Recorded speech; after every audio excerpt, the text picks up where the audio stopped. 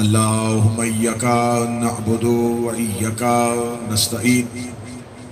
अस्सलातु वस्सलाम बितहिय्यति वल इकराम अला अशरफिल अंबिया वल मुरसलीन व औलादिहि तय्यबीन ताहिरीन अल मासूमीन।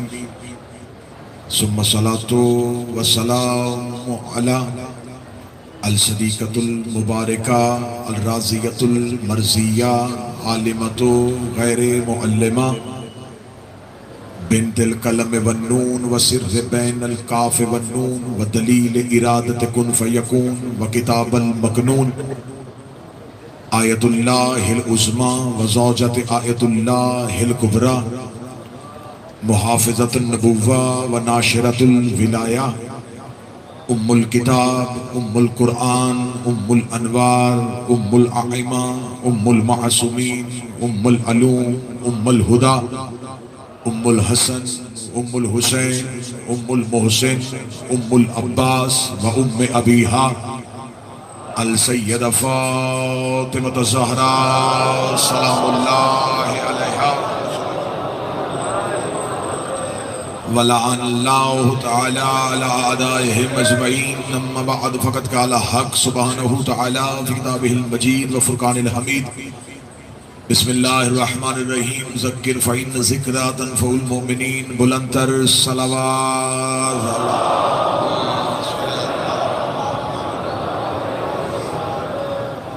मुहिबान नबी व अहले बैत नबी, मातमदारान मज़लूम करबला, ज़ायरीन हुसैन इब्न अली, मेरी दुआ है कि मखदूमा आलमियान शहज़ादी कौनैन आपका बारगाहे जलीलतुल क़द्र में हाज़िर होना कबूल फरमाए। मेरे मालिक इस रूहानी सफ़र को मानवीयत और इरफानियत के साथ नसीब फरमाए। मोहब्बत हुसैन को मार्फत हुसैन के साथ नसीब फरमाए। मेरा मालिक ज़िंदगी में बार बार, कई बार और हर बार आपको करबला बुलाए। जो सिसक रहे हैं, जो तड़प रहे हैं, मेरा मालिक उन्हें करबला में आने की इजाज़त अता फरमाए। इन मजालस को, इन सफ़े अज़ा को बिछाने के लिए जिन भाइयों ने बिलखसूस जनाब सैयद हामिद रज़ा नकवी, सैयद अली रज़ा काके शाह, सैयद इमरान शराजी साहब, मियाँ आज़म अंसर भट्टी साहब और शेख हैदर साहब, ये तमाम अफराद जिन्होंने ये बड़ी महफिल खूबसूरत अंदाज में सजाई, मेरा मालिक तमाम की तौफीकात में इज़ाफ़ा फरमाए। जो दुआएं मुझ तक मिंबर पे पहुँचाई गई, मेरा मालिक जिनके नाम मैं नहीं ले सकता, इनके नाम कोई इस लेने की ज़रूरत भी नहीं है। मुक़ल्लिबल क़ुलूब वल अब्सार है, मुदब्बिरल लैल वन नहार है। मेरा मालिक वो तमाम दुआएं जो मुझ तक मिंबर पे पहुंचाई गई, उन तमाम दुआओं को अपनी बारगाह में मुस्तजाब फरमाए। हमारे भाई साकब की वालिदा अलील है, मेरा मालिक उन्हें सेहत अता फरमाए। सैयद ज़िशान नकवी साहब जो सबील की ड्यूटी दे रहे हैं, उनकी वालिदा अलील है, उन्हें सेहत अता फरमाए। मियाँ ज़फ़र अब्बास भट्टी साहब, उन्होंने आपसे इल्तमास की है कि उनकी सेहतयाबी के लिए दुआ करें। हमारे भाई मलक हुसैन, उनके वालिद अलील हैं, उन्हें सेहतयाबी अता फरमाए। सैयद वकार शाह साहब अलील हैं, मेरा मालिक उन्हें सेहत अता फरमाए। जो नाम मैं नहीं ले सका, मेरा मालिक तमाम बीमारों को इस खाके शिफा का सदका सेहत अता फरमाए। दवाओं की कबूलियत के लिए जितनी हो सके मुमकिन बुलंद आवाज़ से सलवात तिलावत फरमाए।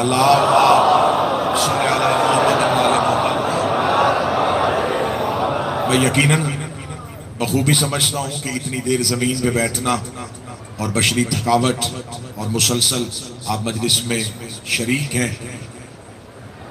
सिलसिला गुफ्तगू जहाँ से कल छोड़ा था, अगर आप मोहब्बत फरमाएं और इजाज़त दें तो वहीं से सिलसिला गुफ्तगू को लेके आगे बढ़ते हैं कि आखिर वो कौन सी मजबूरियाँ थीं, वो कौन सी वजूहात थीं, वो कौन से लोग थे जो कत्ल हुसैन में शरीक थे।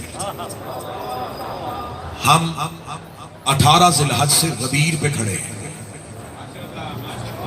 जहां रसूल हमें छोड़ के गए थे, हम वहीं खड़े हैं, क्योंकि खुदा ने हमें कानून दिया था, जो मोहम्मद दे वो ले लो, जिससे रोके उसे रुक जाओ। अब जो करीब बैठे आपने मजलिस पढ़वानी है, मैंने पहले कह दिया है कि थकावट आपके चेहरों पे है और 2 घंटे से मैं भी बैठा हूं, मुझे भी अंदाजा है। कुरान कहता है जो रसूल दे वो ले लो, जिससे रोके उसे रुक जाओ। गदीर में रसूल ने अली दिया, हमने ले लिया। हम वही विलायत अली पे, उसी जगह पे इस्तकामत के साथ खड़े हैं। हम वहीं पे खड़े हैं, हम अलीउल वलीउल्लाह पे खड़े हैं। उम्मत ने गदीर के निजाम के मुखालिफ एक निजाम बनाया। मैं बार बार दो लफ्जों में बहस कर रहा हूं, खिलाफत और इमामत। खिलाफत भी हमारा लफ्ज है, इमामत भी हमारा लफ्ज। खुदा ने जमीन पे जो पहला खलीफा बनाया था उसका नाम आदम था। व इस काला रब्बुका लिल मलाइकति इन्नी जाइलुन फिल अर्ज़ि खलीफा। जब कहा तुम्हारे रब ने फरिश्तों से कि मैं जमीन पर खलीफा बनाने वाला हूं, तो जब खुदा ने कह दिया था कि मैं बनाता हूं, मैंने कुरान की आयत पढ़ी है, कोई शेर नहीं पढ़ा। खुदा ने कहा था इन्नी जाइलुन, जब भी बनाऊं मैं बनाता हूं, इन्नी जाइलुन फिल अर्ज़ि खलीफा, जमीन पे खलीफा मैं बनाने वाला हूं। मेरे मालिक बनाना किसके लिए है? जमीन पे। खुदा ने कहा जमीन पे खलीफा बनेगा, लेकिन खुदा ने मलाइका की महफिल में कहा जब मैं फाइजा समय तो व नफख्तु फीहि मिन रूही, जब मैं इसमें अपनी रूह फूंक दूं तो फौरन सजदा कर देना। बनाया जमीन वालों के लिए था, सजदा अर्श वालों से करवा दिया।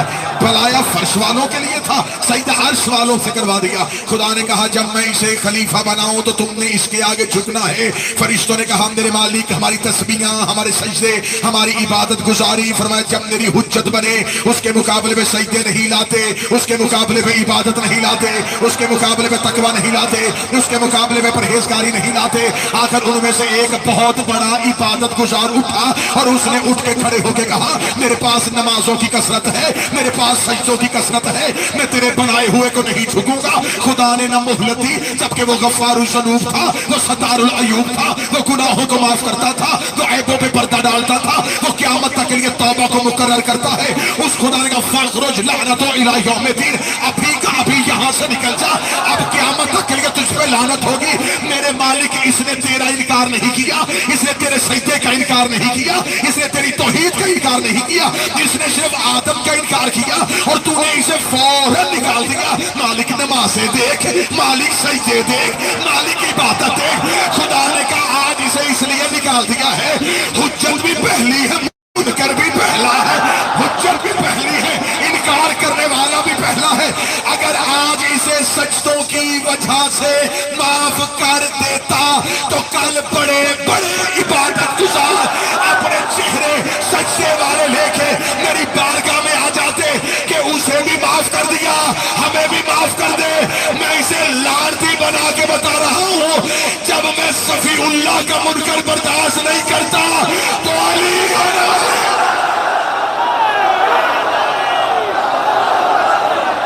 बोलो जहां तक आवाज आ रही है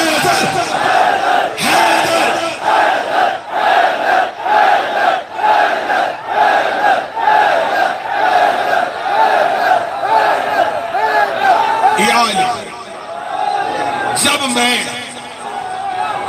मौला हुसैन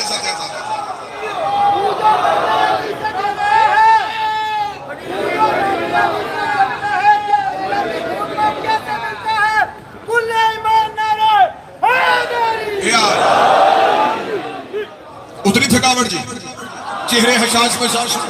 जब मैं सफीउल्लाह का मुनकर, विलायत अली बदन की थकावट भी उतारती है, रूहों की थकावट भी उतार। बदन सुस्त हो जाए तो खून को हिरारत चाहिए, खून हरारत होता है अली की विलायत से, और वही खून हरारत में आता है जो शराफत में होता है। रगों में पकीज़ा लहू विलायत अली और फज़ाइल अली सुन के गर्दिश करता है, जम जाता है लहू बदन पे अगर मां शरीफ ना हो।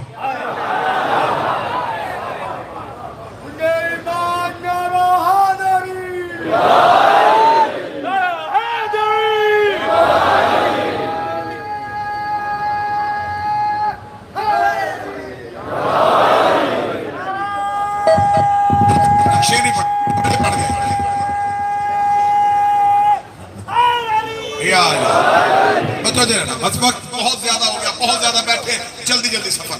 खिलाफत लफ्ज भी हमारा है, इमामत लफ्ज भी हमारा। कोई ये ना कि शिया खिलाफत को नहीं मानते। अली कहते हैं जो मुझे चौथा खलीफा ना माने उस पर अल्लाह की लानत। मेरा मौला अमीर अल मोमिनीन फरमा रहा है, अली कहते जो मुझे चौथा खलीफा ना माने उस पर अल्लाह की लानत। पहली खिलाफत आदम की, दूसरी दाऊद की, तीसरी हारून की, चौथी अली।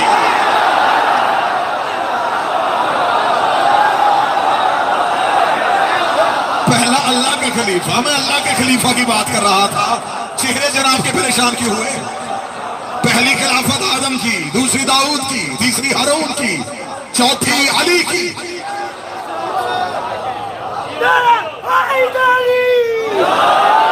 अली को तलाश करना है तो इन चारों में कर, और ये चारों भी एक जैसे नहीं। अगर आप कहें जैसी आदम की वैसी ही अली की, नहीं। अगर तू कहेगा कि आदम अली से बड़ा खलीफा है तो बता सैयदुल अंबिया कौन है? रसूल। और रसूल गदीर में क्या कहे? जिसका मैं मौला उसका अली मौला। अब खिलाफत लफ्ज भी हमारा, इमामत लफ्ज भी हमारा। अरबी जुबान में, क्योंकि आप अरब की नगरी में बैठे हैं, अरबों के यहां खिलाफत लफ्ज, खालफा पीछे चले, इमाम आगे चले। जो पीछे आए उसे खलीफा कहते हैं, जो आगे चले उसे इमाम कहते हैं। खलीफा होता है रसूल का, इमाम होता है उम्मत का। इससे अच्छी शरह नहीं हो सकती थी। जो नबी के बाद आए वो नबी का खलीफा, खलीफतुर रसूल और इमामुल उम्मत। और एक शख्स एक वक्त में इमाम भी होता है, खलीफा भी। अमीर अल मोमिनीन रसूल के खलीफा भी थे, उम्मत के इमाम भी थे। रसूल के बाद है, उम्मत से आगे चल रहे। हमारे यहां खिलाफत भी है, हमारे यहां इमामत भी है। हम जिससे अपना इमाम मानते हैं उसे ही नबी का खलीफा भी मानते हैं। ठीक। लोगों ने इमामत के मुकाबले पे निजाम मुतारफ कराया खिलाफत। हमें इमामत की जरूरत नहीं जी, हम सिर्फ ये देखेंगे तख्त में कौन बैठा। जबकि इमाम के लिए तख्त ताज जरूरी होता ही नहीं। ये जरूरत उम्मत है कि वो इमाम को जमीन की हाकमियत दे। ये उम्मत की जरूरत है, इमाम की एहतियाज नहीं है। इमाम को जरूरत नहीं है कि इमाम को तख्त और ताज दिया जाएगा तो वो इमाम बनेगा, नहीं। इमाम घर में भी बैठा हो तो इमाम होगा। बादशाह में और इमाम में इतना फर्क होता है कि बादशाह घर से चलता है तो आम इंसान होता है, बैत होती है तो बादशाह बन जाता है। इमाम घर में भी बैठा हो तो इमाम होता है। लिहाजा इमामत और खिलाफत ये एक लफ्ज है। इन्होंने इमामत के मुकाबले पे खिलाफत का निजाम मुतारफ करवाया। इन्होंने कहा हमें इमाम की जरूरत नहीं, हम खिलाफत को मानेंगे। जब ये खिलाफत को मान रहे थे तो फिर इन्होंने मजबूरी बनी, इन्होंने इमाम भी बनाए। आज पूरी दुनिया में जितने इस्लाम के फिरके हैं, हर फिरका किसी न किसी इमाम का पैरोकार होगा। हम कलमा नबी का पढ़ते हैं, विलायत अली के कायल हैं, मातम हुसैन का करते हैं, कहलवात जाफरी है, क्योंकि फिका मुरत्तब हुई इमाम सादिक के दौर में। लिहाजा इसलिए इस फिका को फिका जाफरी। हमारी फिका के मुखालिफ जो निजाम है वो भी किसी न किसी इमाम के पैरोकार। जब तुम्हें इमाम की जरूरत ही नहीं थी तो तुमने फिर खिलाफत के होते हुए इमाम क्यों बनाया? अब मैं बात क्योंकि बड़े संजीदा मोड़ पे तारीखी अंदाज से लेके चल रहा हूं। अब पहला सवाल आज मैं यहां पर पैदा करूंगा और उसका जवाब दूंगा कि जब हर दौर का इमाम उस दौर के बादशाह से हुकूमत का मुतालबा नहीं करता था तो हर दौर का बादशाह हर दौर के इमाम को कत्ल क्यों करता था? देखिए, अगर तो इमाम भी चाहते हो कि मुझे हुकूमत मिले और खलीफा चाहता, बादशाह चाहता मुझे हुकूमत मिले, तो फिर तो वजह हो सकती है कि इमाम भी हुकूमत चाहते थे, वो भी चाहते थे, हुकूमत वजह जंग बनी और इसलिए उसने इमाम हुकूमत का मुतालबा करते ही नहीं थे। इमाम को जरूरत ही नहीं थी। इमाम ने किस पे इमाम हुकूमत करनी थी? जमीन पे। जमीन क्या है? एक गोला। ये जमीन घूम रही है अपने सूरज के गिर्द। और आज की साइंस, आज की टेक्नोलॉजी ये कहती है कि ये सूरज है ना, ये सिर्फ हमारी जमीन का। ऐसे अरबों सूरज हैं जो एक कहकशा में रहते हैं।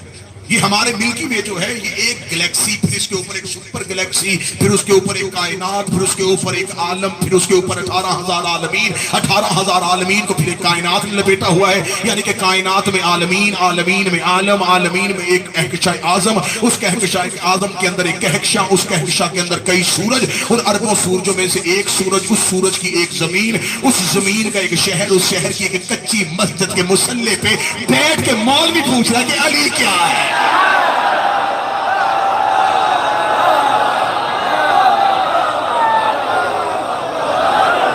अपना कद देख, अपनी हैसियत देख।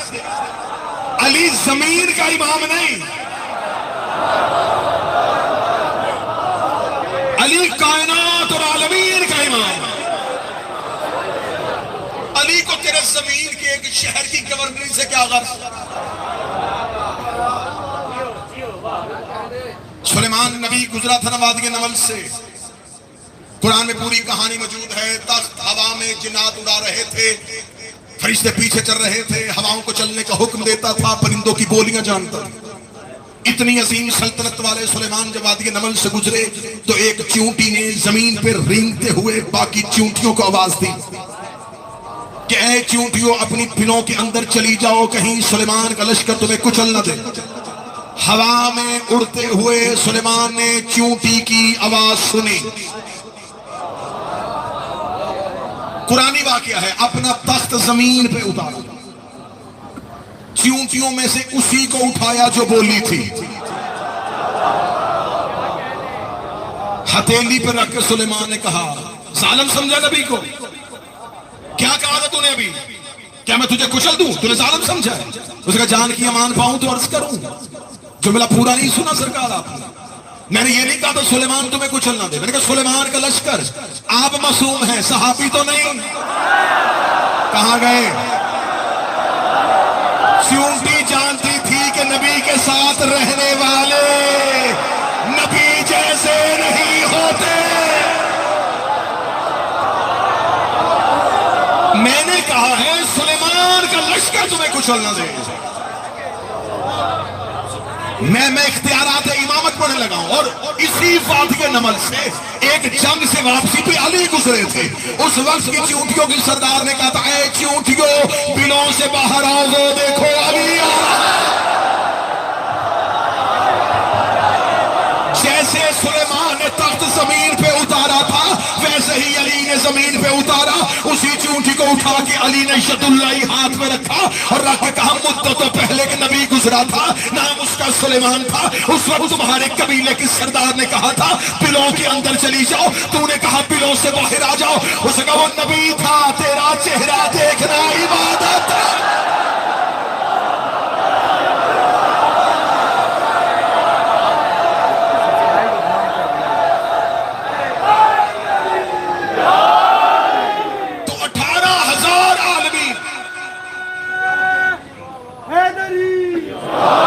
मासूम फरमाते हैं कि 10 लाख आदम गुजर चुके हैं और 10 लाख आलिम गुजर चुके हैं। तुम किस आदम की औलाद? और अली हर दौर में अली है। तो जिस इमाम का इतना बड़ा, जितनी हदूद हो, वो आलमीन का इमाम हो, वो चाहेगा कि मैं कूफे का गवर्नर बन जाऊं? जिसके नौकर तख्त को जूती की नोक पे रखते हैं। मैंने पिछली मजलिस में जुमला पढ़ा था और जुमला फिर जुबान की नोक पे आए। सुलेमान मोहम्मदी को आके एक बंदे ने कहा था, कर लेता तू भी उनकी बैयत, मिल जाती किसी अच्छे से शहर की गवर्नरी। क्या मिला अली को वलीउल्लाह मानने पे? सारा दिन अली के दरवाजे बैठा रहता, देख फलां उसका गवर्नर बन गया, फलां उस मुल्क का गवर्नर बन गया, फलां उस मुल्क का गवर्नर बन गया, तेरे पास क्या है? इतना कहना था, सुलेमान ने बतूल के दरवाजे के सजदे से सर उठाया, करीब पड़ी हुई छड़ी को देखकर, तुझे अली वलीउल्लाह का फायदा बताओ, जब चाहूं आसमान जमीन पे उतार।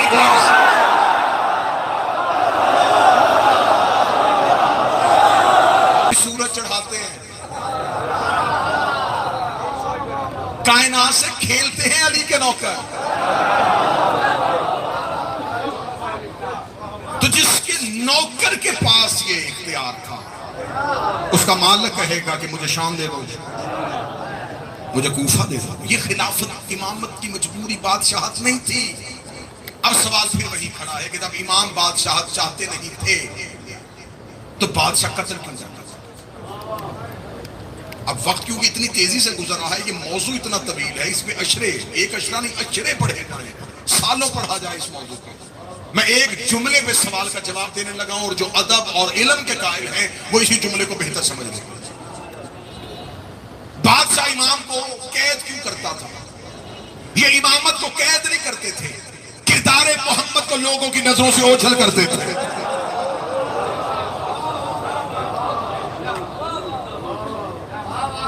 इन्हें खबर थी अगर ये किरदार गिलानी साहब चलता रहा, किसी जगह पे चोर चोरी करने आए ना और अंधेरा हो और कोई एक लाइटर जलाए तो सबसे पहले लाइट बुझाए, उसे पता अगर ये रोशनी चली मेरा चेहरा पहचाना तो इमाम होता है जमीन पे अल्लाह का चराग। इनके किरदार की रोशनी इनके चेहरे से नकाब उतार रही थी। उमवी किरदार इतने गंदे थे, बादशाहों के किरदार इतने गंदे थे कि ये इमामत वाला किरदार जमीन पे देखना नहीं चाहते थे। खुदा ने पहला हदायत का चराग जलाया, उम्मत ने बुझाया। खुदा ने दूसरा जलाया, उम्मत ने बुझाया। खुदा ने तीसरा जलाया, उम्मत ने बुझाया। खुदा ने 11 चराग हदायत इस उम्मत में जलाए, इस उम्मत ने 11 के 11 बुझाए। खुदा बार बार कहता रहा फाबी अय्यी अहला रब्बे को मां तू कर से, तुम मेरी किस किस नेमत को झुटलाओगे? मैंने तुम्हारे दरमियान कितने बेहतर चराग जलाए। कभी हमद का चराग जलाया, कभी हुस्न का चराग जलाया, कभी करीमी का चराग जलाया, कभी सजदों का चराग जलाया, कभी बाकर का हिल्म दिखाया, कभी जाफर की सदाकत दिखाई, कभी मूसा की अता दिखाई, कभी रजा की रजा दिखाई, कभी नकी की नकावत दिखाई, कभी तकी की तकावत दिखाई, कभी अस्करी की हैबत दिखाई। मैंने 11 चरागे हदायत जलाए और इतने कम सर्फ हो तुमने बुझा देंगे। तुम इस काबिल ही नहीं हो, तुम इस लायक ही नहीं हो कि 12वां चरागे हदायत तुम्हारे दरमियान जलाया जाए। खुदा ने 12वां चरागे हदायत फनूस तौहीद के अंदर जला दिया। अब वहां जहर दे नहीं सकते थे, तलवार चला नहीं सकते थे, अब जमीन पे बैठ के भौंकना शुरू कर दिया, है ही नहीं उसने आना ही।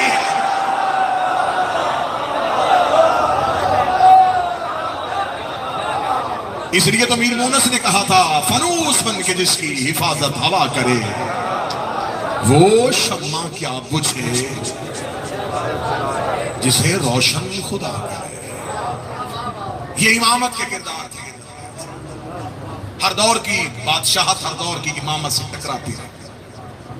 हर दौर के इमाम ने उस दौर के तकाजों के मुताबिक बादशाहत का मुकाबला। यकीनन इमाम हसन भी जंग करते अगर दौरे हुसैन जैसे हालात हो, और यकीनन इमाम हुसैन भी मुआहिदा कर लेते अगर दौरे हसन जैसे। कोई बेहतर खिताबत के निकात समझने वाला हो तो मैं उसकी आसान दलील दे देता हूं कि आप कोई मरीज किसी डॉक्टर के पास जाए और उसे अपना कोई मर्ज बताए तो डॉक्टर उसे कोई मेडिसिन एक नुस्खा तजवीज करे। थोड़ा अरसा नुस्खा खाने के बाद वो वापस आके कहे कि मैं मुद्दत से आपका नुस्खा खा रहा हूं, आपकी दी हुई दवाई इस्तेमाल कर रहा हूं लेकिन फर्क नहीं पड़ रहा।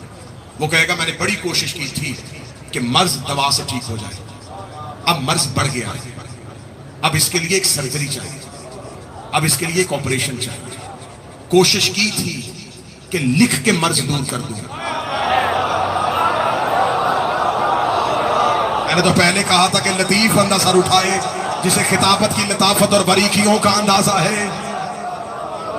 इमाम हसन के दौर में खिलाफत के बदन में मलूकियत के जरासीम इतने ज्यादा फैले नहीं थे। हसन ने मुआहिदे जैसी दवा लिख दी।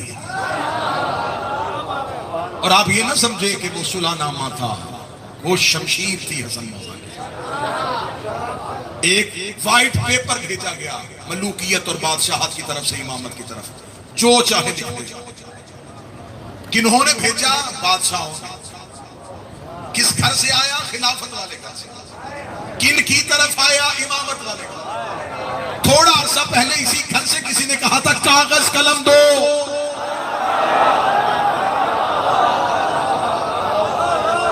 उस वक्त इनकार हुआ था, थोड़ा अरसा गुजरा था कि उसी घर से कागज कलम आ गया। जो भी लिखवाएंगे, हमें तो हर सूरत हुकूमत चाहिए, लिखवा लें जो लिखवाना। अब मेरे बादशाह हसन ने जंग की, क्योंकि कल मौला हसन का दौर आ गया था और वहां बात तमाम हो गई। मेरे मौला हसन ने कहा, लिखो आज के बाद हाकिम शाम कुरान और सुन्नत पे अमल करेगा।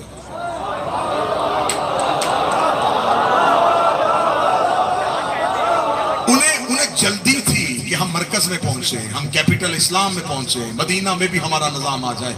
उनका मान जाओ कुरान और सुन्नत पे अमल करेगा, लेकिन उन्हें खबर ही नहीं कि मेरे शहंशाह कितनी बड़ी मौत देगा। आज भी तारीख में मुआहिदा लिखा है कि मौला हसन ने कहा, आज के बाद शाबाश, मारिफत वाला बंदा हाथ उठा लेता है, आज के बाद तू कुरान और सुन्नत पे अमल करेगा। इसने जल्दी जल्दी साइन कर दिए। हसन की जंग देखी नहीं, हसन मनवा गए कि इससे पहले ना तो कुरान पे अमल करता था ना तो सुन्नत पे अमल करता था। आज के बाद तो कुरान और सुन्नत पे अमल करेगा। जब मेरे मौला हसन ने लिखवा दिया ना कि कुरान और सुन्नत पे अमल करेगा, तो अब एक शर्त इमाम हसन की तरफ से फौरन अमर यास उठा वाला, और उसने देख के कहा, सारी शर्तें हसन की मानेंगे, एक हम भी लिखवाएंगे। मौला हसन ने कहा, एक तुम भी लिखवा लो। अब उसने बड़ा सोचा, इमामत के सामने दिमाग काम नहीं करते, ये होशियारियां, ये चालाकियां बादशाहों के सामने चलती हैं। इमामत के सामने जहां सूरज जल रहा हो वहां कौन चिराग जलाए? इमामत के सामने सर उठा के कहने लगा, एक शर्त हमारी। मौला का क्या? क्या सिर्फ कुरान और सुन्नत क्यों? खिलाफतों का दौर भी तो गुजरा ना, उसे कहते सीरत शेखैन। लिखें, सीरत शेखैन पर भी अमल होगा। शाम वालों के हवारियों ने कहा, क्या कहने, इतना तेज आदमी कि हसन को पहले मनवाया कि शर्त मानेगा और आप तीन खिलाफती हसन से मनवाने लगे। इस तरह लिखें, सिर्फ कुरान और सुन्नत पे अमल नहीं होगा, सीरत शेखैन पर भी अमल होगा। मेरे मौला हसन ने कातब से कहा, लिख दो शर्त।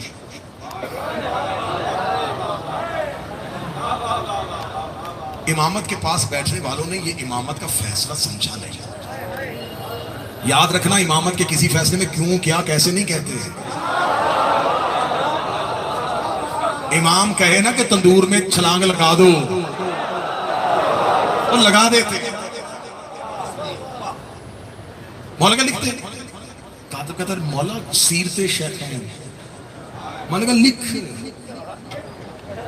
जब लिखवाने लगा तो अमर बिन आस ने कहा, इतनी जल्दी शर्त मान गया। इसने कहा, अली का बेटा, मैं सीरत शेखैन लिखवा रहा हूं। मौला ने कहा, हाँ मैं लिखवा रहा हूं। उसका क्या तू मान जाएगा कि उनकी सीरत पे भी अमल होगी? मौला ने कहा, तू खुद ही अपनी मुंह से अपनी शिकस्त मान गया। जब मैंने कुरान और सुन्नत लिखवा दी थी, तुमने अलहदा सीरत लिखवा के जमाने को बता दिया कि उनकी सीरत भी कुरान के मुताबिक नहीं थी।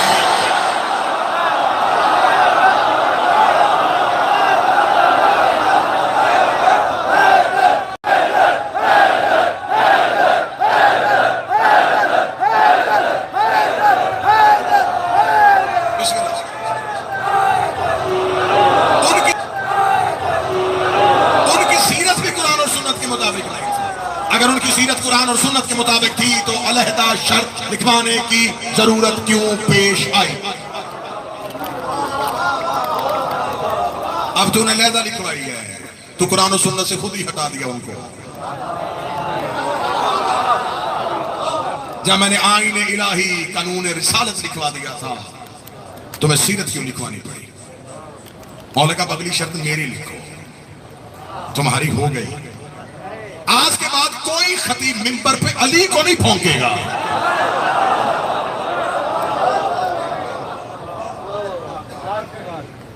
सत्तर साल मुसलसल मिंबरों पे अली के खिलाफ खतीब जुबानें खोलते रहे। आज किसी भी मिंबर से अली के खिलाफ तकरीर सुनो ना तो समझ लेना,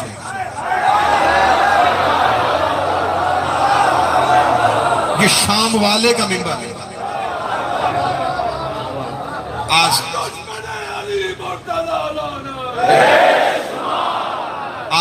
आज कानून बन रहे हैं मेरे मुल्क पाकिस्तान में, नहीं, सहाबा की इज्जत पे कोई समझौता नहीं होगा।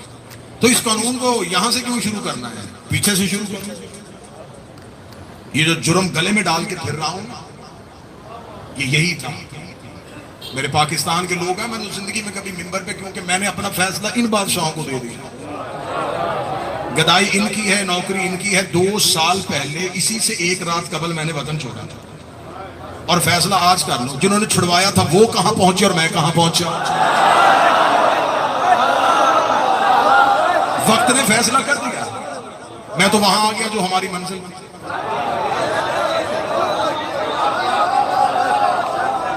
नहीं छोड़ना चाहिए था जी, नहीं छोड़ना चाहिए था भाई, छुड़वाया गया।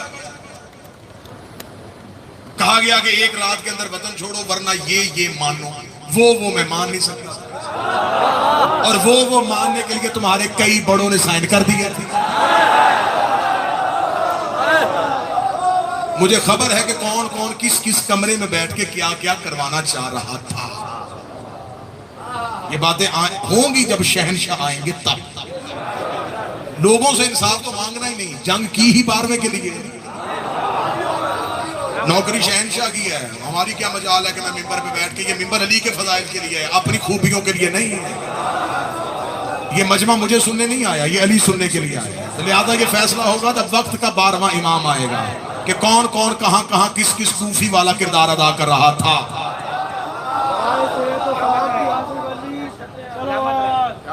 लिहाजा मेरे मौला शहनशाह इमाम हसन ने कहा, कोई खतीब मिंबर पे अली को नहीं रोके।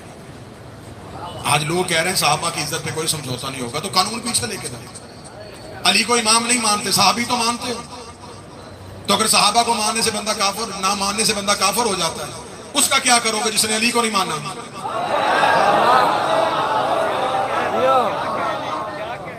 मिंबरों से अली को भौंका गया, मिंबरों से अली के खिलाफ बातें की गई। ये मिंबरों से खुल के बात करना अली ने तो रोका था अपने नौकरों को, रहने दो। ये तुमने शुरू किया था जब तुमने मिंबर अली के खिलाफ इस्तेमाल किया, तो अब ये मिंबर अली के दिफा में इस्तेमाल हो। इमाम हसन बादशाह ने कल मैं पहुंचा था, मौला हसन अमीर की शहादत, मौला को शहादत मिल गई। अब ये अगला जो दौर आया, ये दौर बड़ा सख्त। अब थोड़ी आपने तवज्जो फरमानी। इस दौर में कूफे पे अपनी मरकजी हुकूमत कायम करने गई। जब कूफे पे अपनी मरकजी हुकूमत कायम कर ली गई और इमाम हुसैन को बैत के लिए मुतालबा कर लिया गया, और 4 लोगों का नाम हाकिम शाम अपने बेटे को बता के गया था कि इन 4 लोगों ने तेरी बैत नहीं करनी। उनमें से सबसे ऊपर जो नाम था वो हुसैन इब्न अली था। दाद आप दे चुके, नारे आप लगा चुके, अब ये तारीखी हकाइक है, थोड़ा बेदार होकर इनको जरूर सुनिए। सबसे ऊपर नाम हुसैन इब्न अली, इससे बैत करेंगे। अब जब बाप ने कोशिश की थी और हसन ने बैत नहीं की, तो वो बेटे से ये काम क्यों करवाना चाहता था? क्योंकि अब वो मलूकियत को इमामत में बदलना चाहता था। वो चाहता था कि अब तक जमाना हमें बादशाह कह रहा है, जानशीने पैगंबर नहीं कह रहा है, तो हम जानशीने पैगंबर बनने के लिए नबी के बेटे से बैत जरूरी है। हुसैन इब्न अली ने इनकार किया, क्याम कर दिया मेरे बादशाह हुसैन। मेरे मौला हुसैन अपने साथियों को लेके मक्का, और मक्का से जब बैठे हैं मौला, तो अब यहां पर एक किरदार है जो हमें बार बार झंझोड़ रहा है कि मौला अली भी कूफा आए, इमाम हसन भी कूफा आए, और इमाम हुसैन भी जब मदीना से चले तो कूफा की जानब जा रहे थे। तो कूफा में क्या हो रहा था जो 3 इमाम वहां जा रहे थे? ये सवाल जरूर, आखिर कूफा में इतनी मरकजियत क्यों? मैंने आपके सामने गुज़िश्ता तकारीर में कहा कि कूफा में शिया ने अली की भी कसरत थी, लेकिन मौला अली की शहादत के बाद शिया ने अली को या शहीद कर दिया गया था या जिंदानों में बंद कर दिया गया। अब यहां जो खतूत गए हैं ना मौला इमाम हुसैन, उनमें से सुलेमान बिन सुर्द खज़ाई एक किरदार है कूफा का, जिसने खत लिखा इमाम हुसैन और अपने घर में बहुत से लोगों को बिठा के उनकी ताईद लिखी। एक खत कूफा से हानी बिन उर्वा, जो जनाब मुस्लिम के मेजबान थे, ये कूफा के बहुत बड़े सरदार थे, इनकी सरदारी का मैं अपने बच्चों को यही बता देता हूं कि 12,000 जवान तलवारें लेकिन के पीछे चलते चलते। आज बाबा सरकार जिस बंदे के साथ 4-6 गार्ड हों तो लोग समझते हैं कि ये बड़ा रोब वाला है। 12,000 जवान हिफाजत के लिए जिसके पीछे चले, वो कितना बड़ा सरदार होगा। ये सरदार हादी बिन उर्वा है, ये अली की मोहब्बत में गर्क है, ये हुसैन इब्न अली को खत लिखा। अब जब खतूत मक्का पहुंच रहे थे और खबर शाम वाले को पहुंच गई, अब यहां पर इसने बहुत से जाली खतूत अपने लोगों से शिया बन के हुसैन इब्न अली को लिखवाए। ये बातें बहुत जरूरी है समझनी कि ताकि पता चले कि कूफा से खतूत लिखने वाले कौन थे। वो जो खत थे, खत और खतूत के मतन जो है वो दोनों ही किताबों में। जो शिया खत लिख रहे थे, जो अली के नौकर खत लिख रहे थे, उनके खत का मजमून क्या होता था? हमदे इलाही, आले मोहम्मद के घर की तौसीफ, और उसके बाद कहा जाता था कि मौला आप जल्दी आइए, हम आपसे बैत के लिए तड़प रहे हैं, हम इंतकाम लेना चाहते हैं अली का, हम इंतकाम लेना चाहते हैं हसन का, हम आपकी क़ियादत में, हम कभी भी नुमान बिन बशीर उस वक्त गवर्नर था कूफे का, हम ना उसके पीछे नमाज जुमा पढ़ते ना नमाज ईदैन पढ़ते, जब तक आप नहीं आएंगे हम नमाजें पढ़ेंगे तो आपके इख्तिदार में। ये थे शियों के खत के नज़ाम। और जो हाकिम शाम के बंदे लिख रहे थे, अब वो भी खत तारीख में लिखे हुए, लहलहाती हुई फसलें, मेवादार दरख्त आपका इंतजार कर रहे हैं। ज़हन बता रहा है कि इमामत को क्या समझ।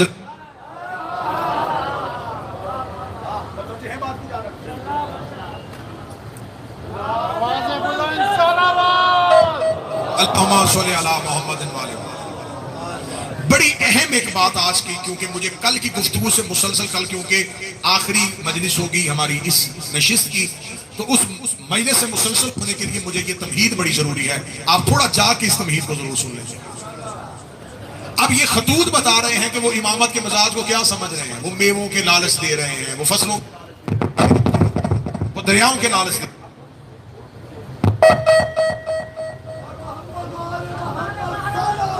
अल्लाहुम्मा सल्ली अला मुहम्मद व आले मुहम्मद। बस मैं 5 या 6 मिनट में गुफ्तगू को बिल्कुल क्लोज कर। अब यहां पर यह लालच दिया जा रहा है, मौला इमाम हुसैन ने मुस्लिम बिन नकील को कूफा की तरफ रवाना किया। जनाब मुस्लिम बिन नकील जब कूफा पहुंचे तो उस वक्त कूफे का गवर्नर नुमान इब्न बशीर। जनाब मुस्लिम पहुंचे, सबसे पहली पनाहगाह मुख्तार के घर में।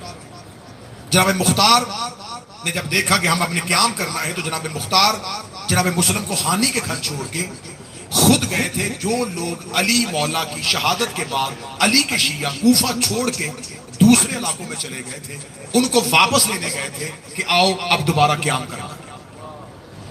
इसलिए आपको शहादत इमाम हुसैन में मुख्तार का जो किरदार है ना, कि मुख्तार उस वक्त कहां थे,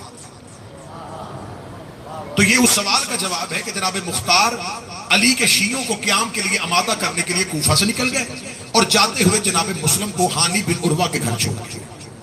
जनाब हानी बिन उर्वा के घर 18,000 अफराद जनाब मुस्लिम की बैत कर लेते हैं।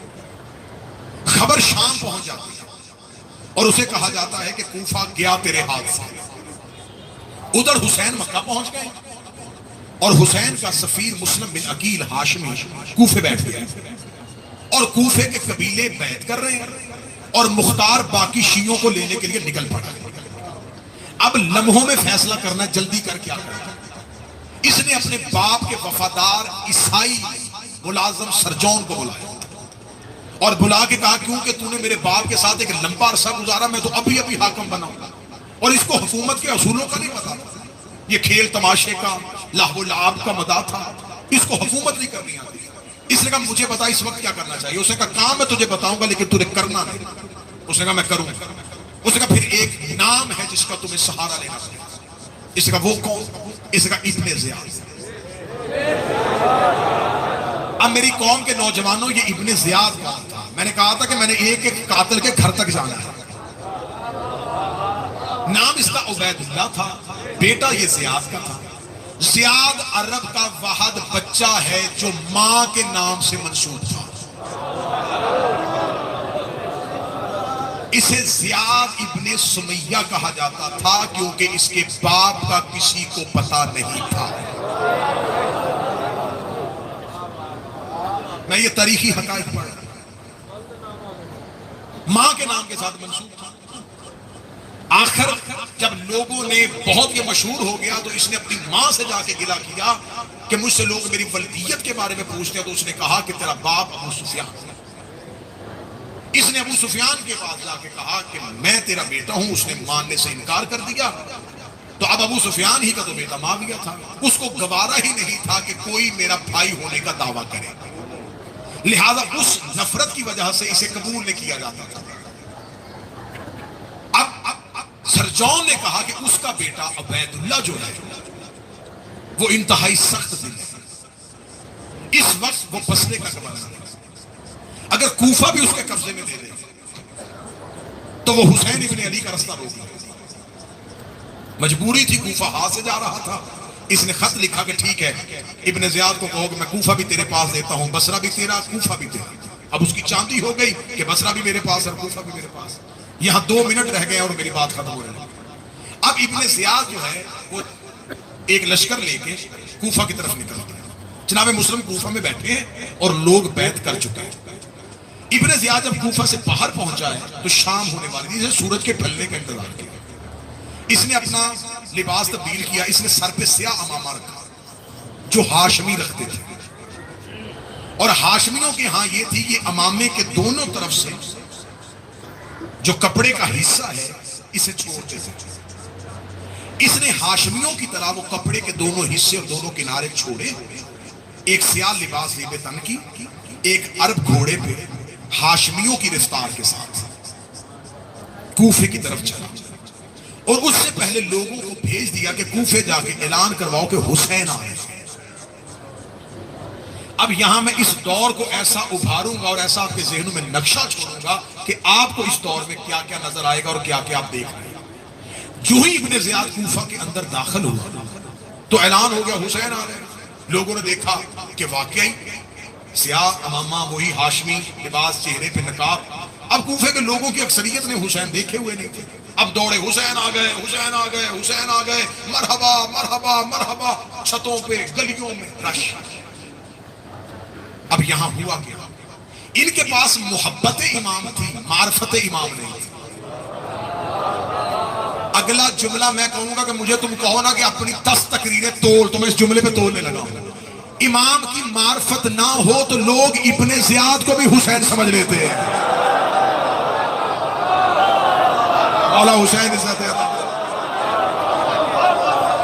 इमाम की मार्फत ना हो तो लोग इब्ने ज़ियाद को भी इमाम समझ लेते हैं।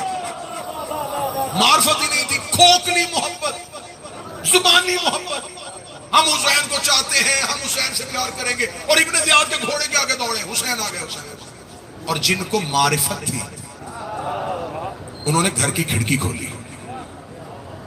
कौन है? हुसैन है। हुसैन नहीं,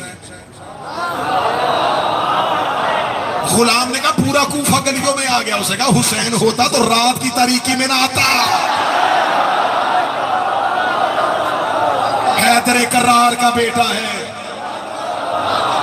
जिसका नाना मक्के में दिन की रोशनी में गया। ये है मारिफत। यहां पर एक मजदूर का किरदार मिलता है। उसने छत के ऊपर से देखा, कनीसे का आजा नीचे, हुसैन नहीं।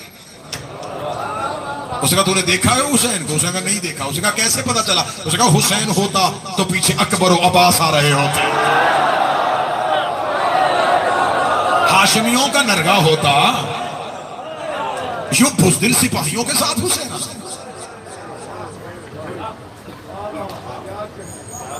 अब यहां कूफा में क्या हुआ, यहां पर लोगों के पास मोहब्बत का दावा था, लेकिन जब इमाम वक्त ने मांगा इन्होंने रुक दिया।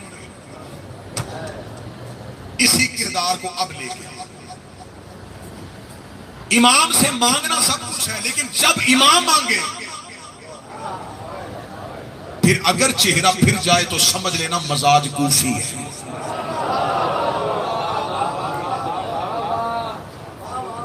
मैं करबला में बैठा हूं बगैर खौफ और बगैर खतरे के। मुझे कोई लालच नहीं है कि कौन बंदा खुश होके जाएगा, कौन नाराज होके जाएगा। अगर किसी ने अली, हुसैन और अहले बैत को सिर्फ मुश्किल कुशाई के लिए माना है ना, तो नहीं मानेगा।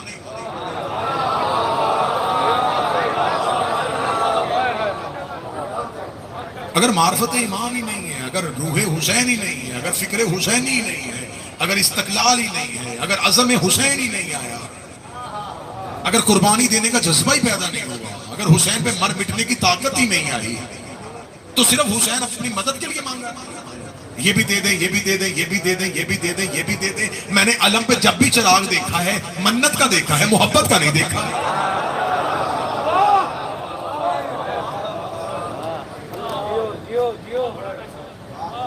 मैंने अलम पे जब भी सेबों के हार देखे, ख्वाहिशों के देखे। पिछले साल आए थे, अब्बास ने बेटा दिया, तो अब गाजी तुमसे सेब नहीं मांग रहा, अब्बास तुमसे चादर नहीं ले रहा, अब्बास को काले कपड़े की जरूरत नहीं है, अब्बास को हानि वाला जज्बा चाहिए, मुख्तार वाला इरादा चाहिए, मीसम वाली जुबान। ये नहीं है कि जब इमाम पुकारे तो मैदान खाली, जब घरों में जरूरत हो तो मुंह इमाम की तरफ। रश है ज़ायरीन का करबला में, हुसैन की जरी पे जाके मौला ये भी दे दे, ये भी दे दे, ये भी दे दे। मैंने आज तक कभी किसी बंदे को जनाजे पे जाके मांगते नहीं देखा। बेशक ये हाजात का दरवाजा, इनसे नहीं मांगना तो किससे मांगना है, लेकिन इन्हें सिर्फ मुश्किल कुशाई और दुआओं के लिए ना रखो। इनके साथ सबसे बड़ी मजलूमियत ये रही है, इन्हें जमाने ने अपनी मुश्किल में पुकारा, इन्होंने लम्हा देर नहीं की, और जब इन्होंने बुलाया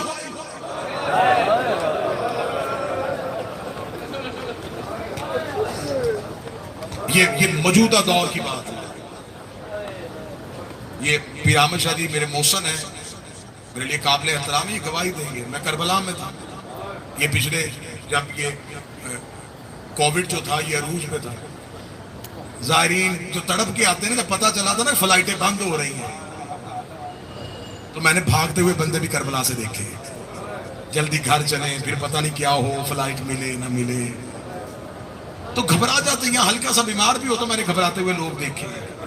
बशरी तकाज़ा है, घबरा जाना चाहिए, लेकिन ये नहीं है कि आपने सिर्फ ये कहना है कि हम जाएंगे मौला हुसैन से जाके ये मांग के ले आएंगे, और फिर घरों में आके कहेंगे हम ये मांग के ले आए।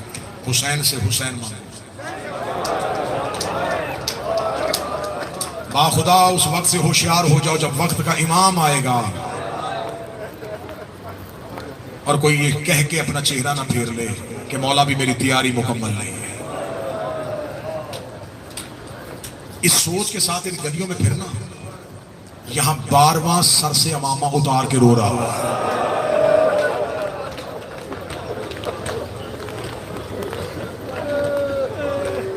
अब्बास का सबर लम्हों का सबर था। मेरा ख्याल को जुमला समझ गया तो यही मुसाहिब हो जाएगा। मौला अब्बास का सबर लम्हों का सबर था। उसके बाद अब्बास ने कहा मौला नहीं, अब जिंदगी ले ले, अब सबर अब नहीं देखा जा रहा। गाजी से चंद लम्हे नहीं देखा गया, 12वां कितने सालों से देख रहा। रो रो के कहता दे मुझे इज़्ने ज़ुहूर, मैं जमाने से पूछूं मेरी दादियों का कसूर क्या था।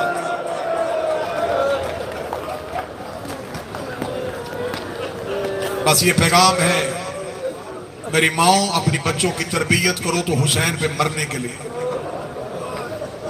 अपने औलाद को पालो तो उन्हें कहो तुम्हें पाल रही है हुसैन पे मरने के लिए। ये ज़हरा का गरीब बेटा है जिसने जख्मों में चूर होकर आखिरी वक्त में तुम्हें याद किया है।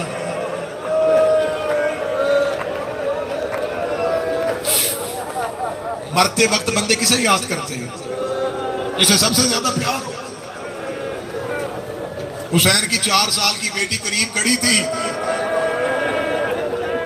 और तेरे इमाम का कातिल कह रहा है कि हुसैन के लब हिले। मैंने समझा बेटियों की पनाह मांगेगा, बेटों की कब्रें मांगेगा। उसका मैं कान करीब किया तो कह रहा था मेरे शियो जब कभी ठंडा पानी पीना मेरी प्यास को याद करना।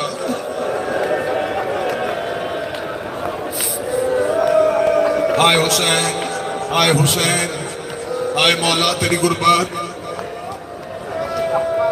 मौला हमें माफ कर देना, हमसे रोने का हक अदा नहीं हो। हमारे लिए सबसे बड़ी शर्मिंदगी ये है हम अकबर सुन के जिंदा जा रहे हैं, हम अब्बास की कब्र से जिंदा जा रहे हैं।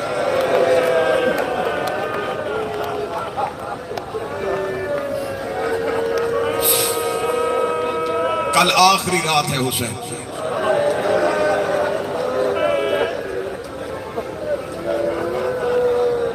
दस मुहर्रम का दिन होगा। यहाँ 10 दिन में जायरीन से दोस्तियां हो जाती हैं, माओ बहनों की माओ बहनों से ताल्लुकात बन जाते हैं। 10 मुहर्रम का दिन जायर दूसरे से पूछ रहे होते कब निकलना है, कब वापस जाना है, तेरी किस रोज की फ्लाइट है, तूने घर कब पहुंचना है। जब करबला छोड़ो तो एक बार हुसैन की कब्र की तरफ देख के कहना मौला हम तो घर जा रहे हैं, मौला तेरी बेटियां वापस घर नहीं गई, तेरी बहनें वापस घर नहीं गई, मौला तेरी 4 साल की बेटी शाम के जंगलों में, तेरी बहनें शाम के जंगलों में रो रो के कह रही है जल्दी आ मेरा मेहदी बेटा। अल्लाहुम्मा जल्ल वली कल फरज, ज़हूर मांगो 12वें का, ज़हूर मांगो मेरे शहंशाह का ज़हूर हो। मन्नतों से माना हुआ अली का बेटा अब्बास। मुझे सैयदजादे ने पीर अहमद शाह जी मुसाहिब से मोहब्बत करते हैं, ये मुझे रोजाना कहते हैं शहादत पूरी पढ़ा करे, दर्द पूरा पड़े। जख्मी हाथों से अब्बास के कुर्ते सिए थे ज़हरा,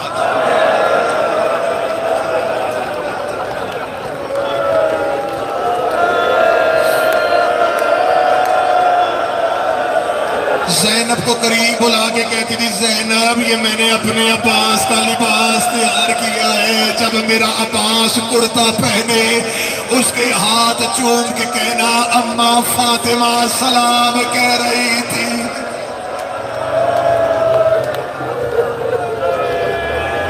मौला अब्बास दुनिया में आए,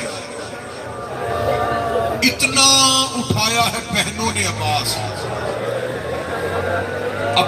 उतना बचपन में सहन में नहीं पले जितना शहजादियों के बुरकों में पले।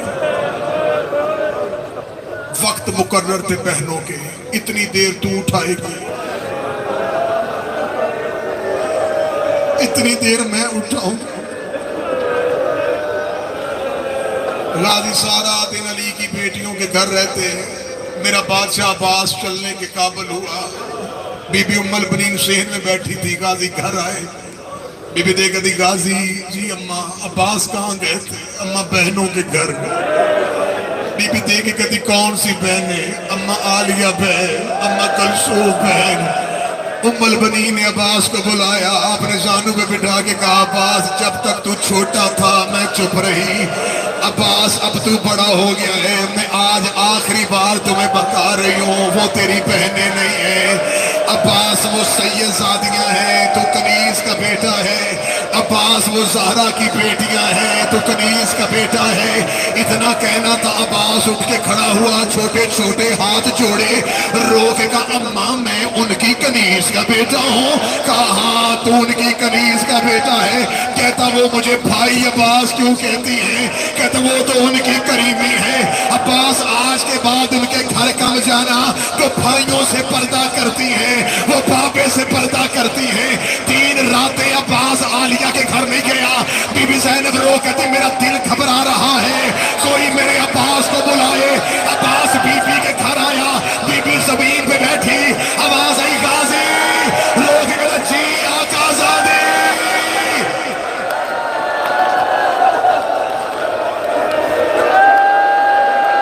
बीबी कहती अब्बास मुझे बहन कह के सलाम कर। रो के कहा मुझे नहीं पता था मैं कनीज का बेटा हूं।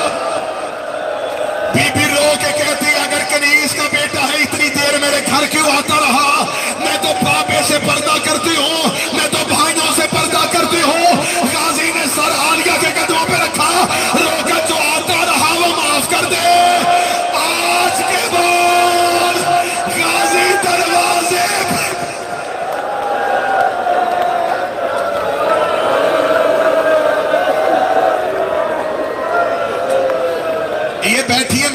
और बेटियां, इनके सरों पे कुरान रख के पूछो, किसी बहन का भाई मुसीबत में हो, पिरामा शरीफ बाप बिस्तरे बीमारी पे हो, बेटी बहन का कोई बस ना चले, सीधी अलम पे चली जाती है, रो के कहती गाजी मेरा भाई मुसीबत में है, मेरा भाई बचा, मौला मेरा भाई तेरे सुपुर्द है, मौला मैंने अपना वीर तेरे सहारे पे छोड़ा है।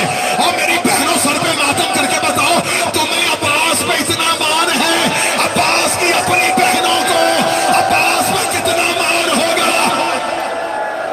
मातम करो सर का जो अब्बास को रोने के लिए आए। बड़े मान थे अली की बेटियों को, रो रो के कहती थी नहीं मेरा अब्बास जिंदा है, मेरा अब्बास जिंदा है।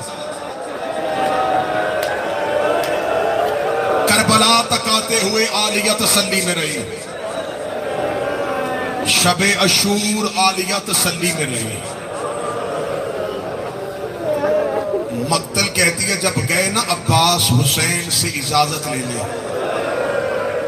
मौला अब्बास ने इजाजत मांगी, गरीब करबला का जुमला मक्तल में आज भी है। हुसैन कहते अब्बास आप मेरी फौज के अलमदार हैं। सखी अब्बास रो के कहते वो फौज कहां है जिसका मैं अलमदार हूं? मेरी आंखों के सामने मेरे लायक शागिर्द मारे गए, मौला मुझे जाने की इजाजत दे। मैं तुम्हें सांस दिलवा रहा हूं कि अगला जुमला पहाड़ है मुसाइब का, तुम अपने सीनों पे कैसे बर्दाश्त करोगे? हुसैन की हालत 10 मुहर्रम असरे अशूर से पहले क्या हुई थी मैं पढ़ नहीं सकता, बस ये देखना ना गरीब लाशें उठा उठा के थका हुआ था, या बराबर के भाई ने जब आके कहना अब मुझे जाने दे। हुसैन ने झुकी हुई कमर से अब्बास का हाथ पकड़ा, अब्बास का हाथ पकड़ के हुसैन टीले के पीछे ले गए, टीले के पीछे जाके एक बार पांव से सर तक गाजी की जवानी देखी, रोके का अब्बास एक सवाल का जवाब दे और मक्तल चला जा। अब्बास रोके पूछिए मेरे बादशाह क्या पूछना है, अब मैं नहीं देखूंगा कौन बंदा है जिसकी आंख नम न हो और जिसका हाथ सर और सीने पे ना। अब्बास मुझे इतना बता, अब्बास मैं बहने लेके कहां जाऊं, अब्बास मैं बेटियां लेके कहां जाऊं?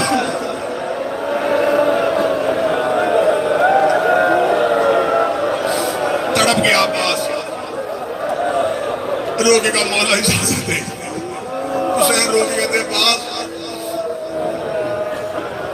फिर वादा कर, तलवार नहीं लेके जाए।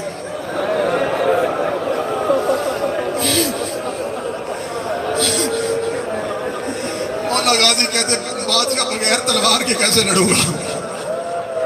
मौला कहते सकीना ने सिफारिश पानी की है, तूने सिर्फ पानी लाना है, अब्बास तूने लड़ना नहीं, अब्बास तलवार दे दे।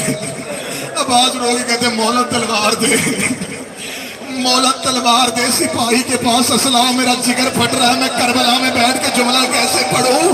जब कहना मौला तलवार दे, हुसैन ने कांपते हुए हाथों में तलवार उठाई, रोके दे अच्छा तू लड़ना चाहता है, तू शामियों कूफियों को मारना चाहता है, ये पकड़ तलवार, जितना मारना मार, जितने कत्ल करने कर, लेकिन इतना याद रखना जितना तूने इन्हें मारना है इतना इन्होंने शाम ज़ैनब को मारना है, जितना तूने इन्हें मारना है इतना इन्होंने सकीना को मारना है। अब्बास जमीन पे गिर गए, रोके कहा मुझे पहले क्यों नहीं बताया, वो बदले तेरी बेटियों ने ले।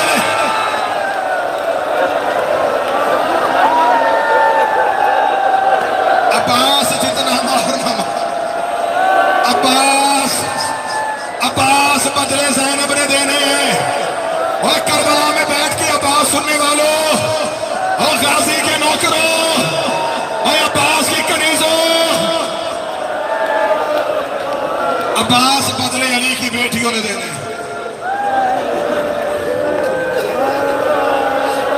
सिफारिश कौन आई थी? हुसैन की बेटी। आज भी मुजर्रब तरीन अमल करबला में बैठ के देने लगा हूं। कोई नामुमकिन काम ना हो रहा हो, बेटियां लेके अलमे अब्बास पे चले जाना।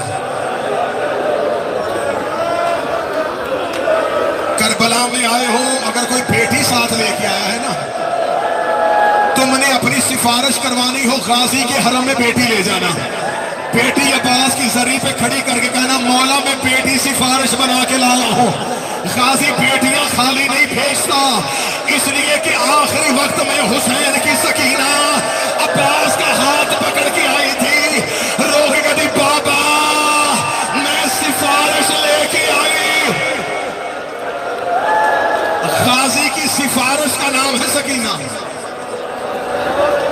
अब्बास की जमानत का नाम है सकीना।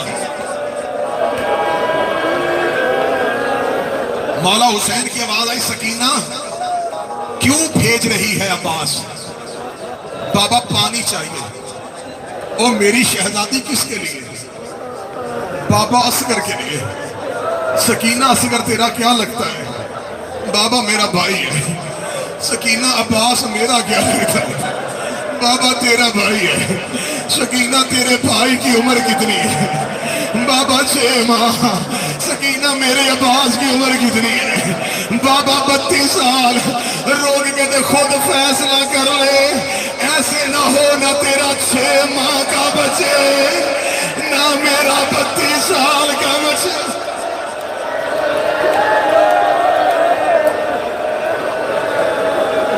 बाबा सिर्फ मुझे पानी नहीं चाहिए।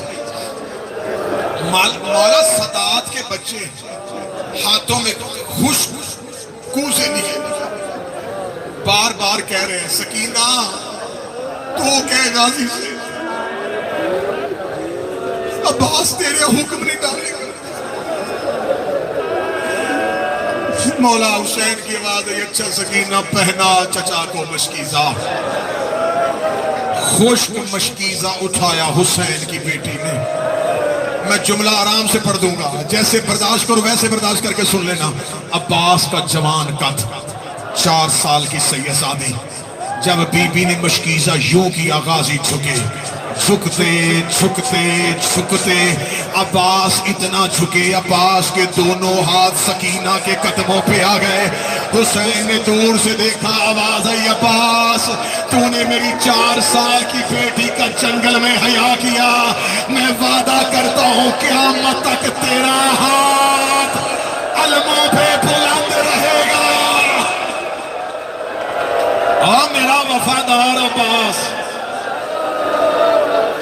मैंने तो अभी अब्बास का जाना नहीं पढ़ा और मातमी हाथ जोड़ रहे हो, मैंने तो अब्बास का जाना नहीं पढ़ा। अब्बास जीन पे आए, हुसैन टीले पे खड़े हुए। मैंने हर शहादत में पढ़ा है कि हर मक्तल में जवान के जाते हैं। अब्बास टीले पे होते थे, हुसैन टीले के लिए। अब्बास मक्तल को देख के बताते थे कि मौला जवान वहां पहुंच गया, अब यहां है। अब अब्बास खुद जा रहे थे। हुसैन की आंखों का नूर अकबर की मौत खत्म कर गई थी। हुसैन रो के कहते सकीना मुझे जाता गाजी नजर नहीं आ रहा। सकीना मेरा बेटा थोड़ी मेरी मदद कर। सकीना मुझे अकबर की मौत मार गई है। सकीना मुझे कासिम की मौत मार गई है।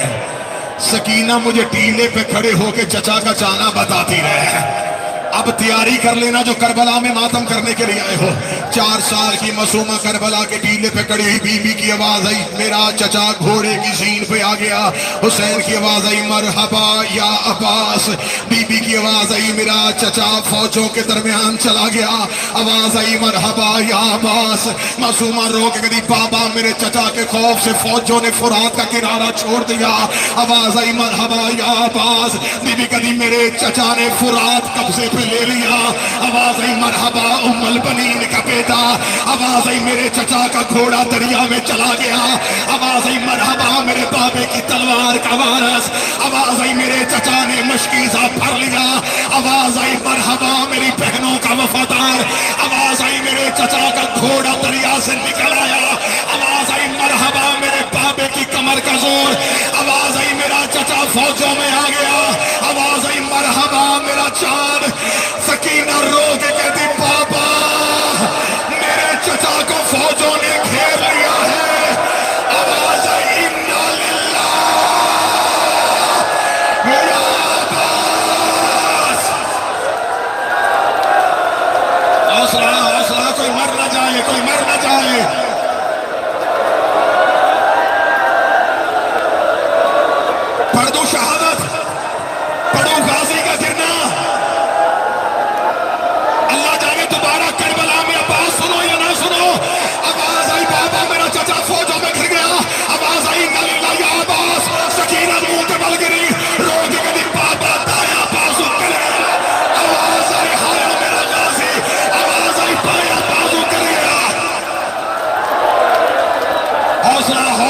हौसला, मुझे शहादत पढ़ने देना।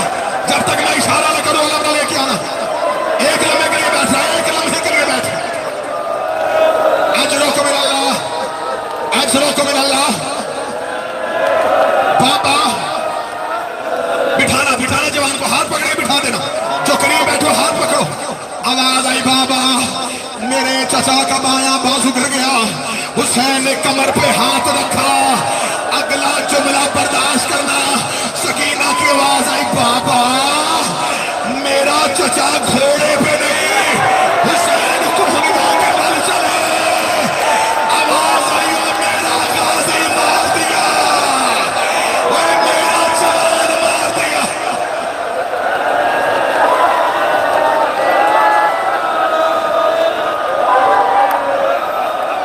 पढ़ो शहादत, पढ़ो हुसैन का गाजी की लाश पे जाना। इधर मासूमा की आवाज आई, मेरा चचा घोड़े पे नहीं, कमर टूट गई गरीब की, हुसैन कोहनियों के बल चला। अगला जुमला पढ़ने से पहले मुझे बतूल की कसम मेरे पास में होता। ओए मेरे शिया भाइयों बहनों बेटियों, मैं अपनी सांसें खत्म कर लेता। अब्बास के जाने के बाद हुसैन इतना गरीब हो गया, अब्बास की लाश ढूंढ रहा था। कोई तमाचा मारता, कोई ताज़ियाना मारता, कोई तीर मारता। नाच नाच के कहते, हमने तेरा गाजी मार दिया, हमने तेरा अब्बास। हौसला हौसला हौसला हौसला हौसला हौसला हौसला। बैठ जाओ, बैठ जाओ, मुझे गरीब का लाश पे जाना पड़ने देना। बैठो।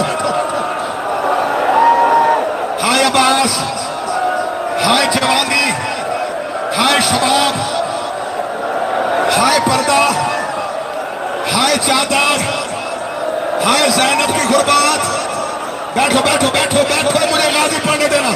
तुम्हें गरीब करबला का वास्ता मुझे पढ़ने देना। अब्बास कोई मजबूर ना करना कि मैं मुसाहिब छोड़ू। मुझे अब्बास की शहादत पढ़ने देना। मैं वो शहादत पढ़ूं जो तुम्हें मुल्क में नहीं सुनाई जाती। मैं तुम्हें करबला वाले को गवाह बना के सुनाने लगा हूं। हुसैन अब्बास की लाश से पहुंचे। क्या सुना तुमने सारी जिंदगी? अब्बास के बाजू कटे थे। मैं गलत पढ़ूं, गाजी मुझे माफ ना करे। मुझे अब्बास की कसम मक्तल कहती है। इन बेगैरतों ने अब्बास के पांव काट दिए, इन्होंने अब्बास के बाजू काट दिए, इन्होंने अब्बास की लाश टुकड़ों में तकसीम।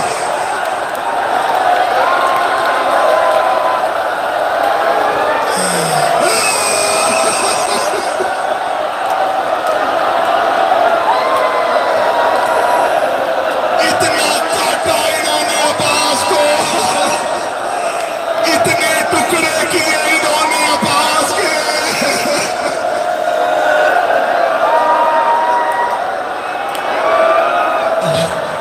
इन्होंने अब्बास की लाश, इन्होंने गाजी की लाश, इन्होंने मेरे मौला की लाश टुकड़ों में बांट दी। हर लाश पे हुसैन उधर गए, इधर गए, ले लिया सांस। पढ़ो जुमला। अब्बास के गिरने के बाद इन कमीनों का खौफ खत्म हो गया था, इनकी जुर्रत बढ़ गई थी। जब हुसैन मक्तल में अब्बास ढूंढ रहे थे ना, जिसके करीब से गुजरते वो हुसैन का हाथ बढ़ा, वो है तेरा गाजी।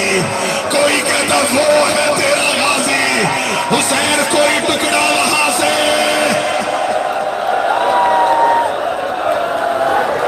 आखिरी एक रवायत सुनो, आखिरी एक रवायत, आखिरी। नहीं बर्दाश्त होगा तुमसे, ना मुझसे पढ़ा जा रहा ना तुमसे सुना जाएगा। टुकड़े चुने कैसे, लाश पे गया कैसे, आखिरी बात क्या हुई, बहन को सलाम किया गया, सारा छोड़ दिया।